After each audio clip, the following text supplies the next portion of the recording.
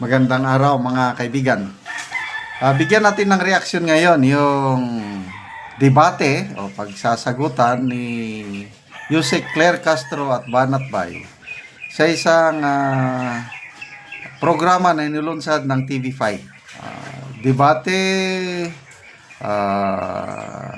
between mainstream media and social media influencers.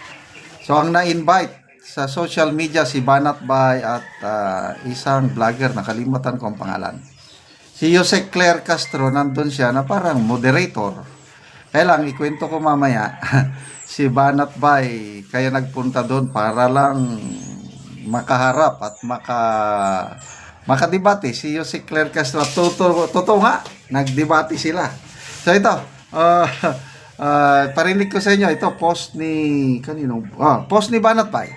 Yung nangyaring balitaktakan nila sa debate, nako, talagang namamayagpag si Banat Bay. Hindi nakayanan ni Yusek Claire Castro ang talino, galing ni Banat Bay.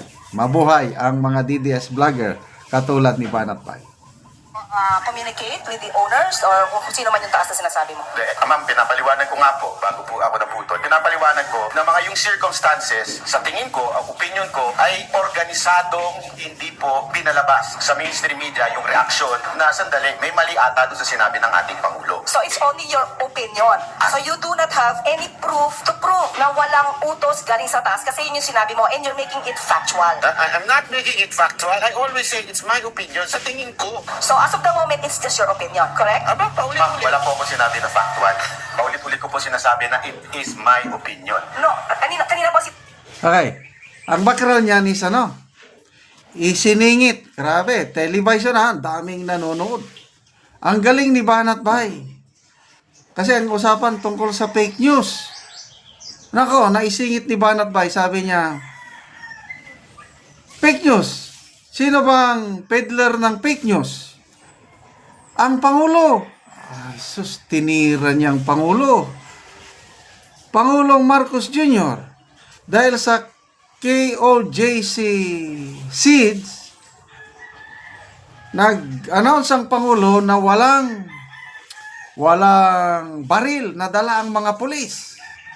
Kaya lang, kitang-kita ng karamihang Pilipino na may dala ang mga pulis na baril. Ako mismo, sabi ni Banat Bay, ako mismo, nandun ako sa location, sa insidente, nakita ko si Torre may dala-dalang mataas na klase ng baril.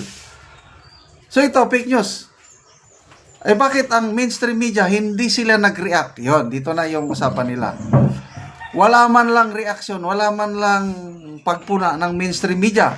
Kasi sa tingin ko, organisado sila dahil may direktiba sa taas.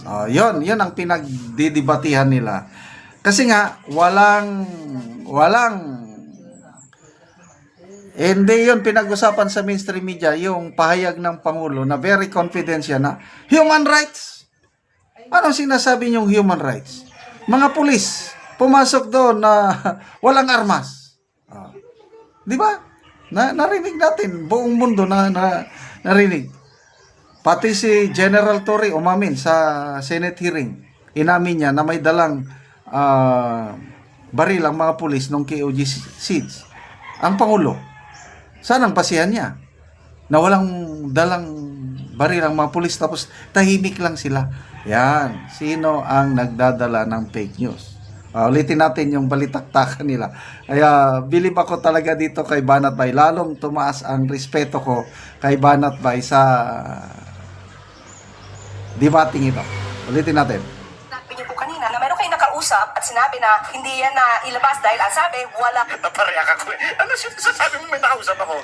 Wala nga. O yung duwende. Wala akong nakausap. Kailan mo sinabing may nakausap ako? Diyan pa lang ma'am, huling-huli na kayo eh. Yes. Kailan mo sinabing may nakausap ako? Kaya naman, madam, wala ako sinabi. Why are you putting words in my mouth? Did Correct. you ever communicate with the owners or kung sino man yung taas na sinasabi mo? Ma'am, pinapaliwanag ko nga po, bago po ako naputol, pinapaliwanag ko na mga yung circumstances, sa tingin ko, ang opinion ko, ay organisadong hindi po pinalabas sa mainstream media yung reaksyon na sandali, may mali ata doon sa sinabi ng ating Pangulo. So it's only your opinion. So you do not have any proof to prove na walang utos galing sa taas kasi yun yung sinabi mo and you're making it factual. I'm not making it factual. I always say it's my opinion sa tingin ko. So as of the moment, it's just your opinion, correct? Ma'am, wala po ako sinabi na factual. Paulit-ulit ko po sinasabi na it is my opinion. No, kanina po sinabi niyo po kanina na kayo nakausap at sinabi na hindi yan na ilabas dahil ang sabi. Narinig ko si Banat Bay. Ilang beses ito lumabas sa Facebook reel. Walang sinabi ni Banat Bay na may nakausap siya. Wala siyang sinabi. Sa tingin ko, gano'n ang pagkasabi ni Banat Bay. Sa tingin ko, organisado ang mainstream media. Sa tingin ko, may nag-utos sa kanila. Opinion niya yun. Saan yung sinasabi ni Yusek Castro na may nakausap si Banat Bay? Wala siyang nakausap. Grabe. But anyway, ang taong bayan marunong humusga. Sino ang nagdadala ng katotohanan? Mainstream media o itong mga social media influencers? Pero ang subscriber ni Banat Bay more than 1 million na. Pataas pa ng pataas yan. Magbasa lang ako sa mga comments. Emma Guliano, bobo talaga si Claire. Mary J. Bobilio, ewan ko talaga sa iyo, Auntie Claire. Tiara Alima, Auntie Claire naman, LOL. Peter Dangkalan, Madam Claire naman, parang ewan. Mary Ann Belbestre Matias, high blood na si Auntie. Siyempre, boss niya yung pinatamaan eh.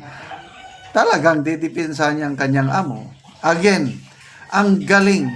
Nung eleksyon ng May 2022, anti-Marcos si Banat Bay.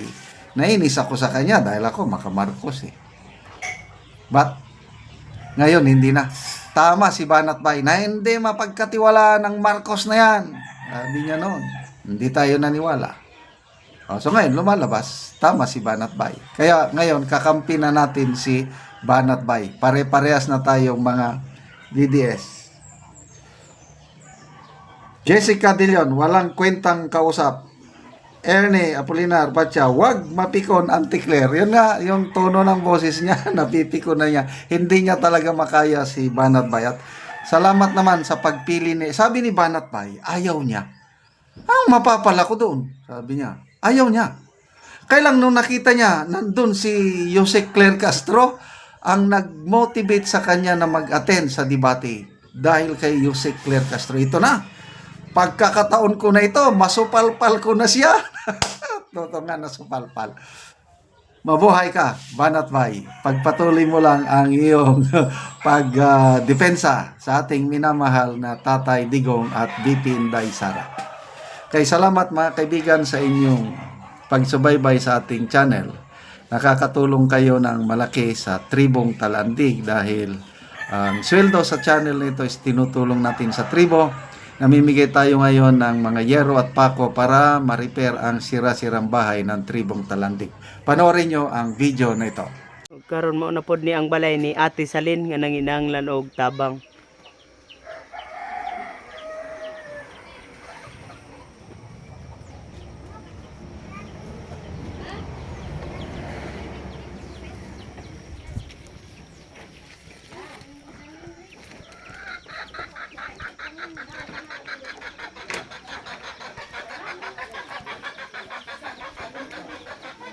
Ayo! Ayo! Ay, maayong buntag ate. Maayong buntag. Mo sulod bis ining balay ha. Sige.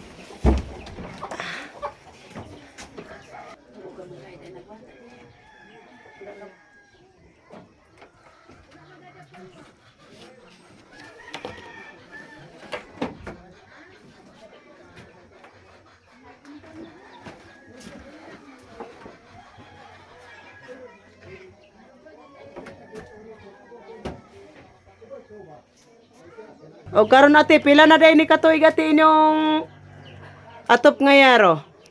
17. 17 na katuig. So karon manguha na mo ate og kahoy kay matagaan na mugsin lansang pako plinsin. O sige, manguha nami aron makakuan nami kung makuanan mi. Oo. Salamat sa Ginoo og sa nagatan-aw sa video og sa nag-sponsor ani nga dili nami tuluan sa ulan. Og naghinaot ko nga daghan pa ang matabangan nga sama nako. Salamat sa Ginoo og sa nga tan-aw sa video. Oo, so salamat kayo te. Salamat kayo. Sige, salamat.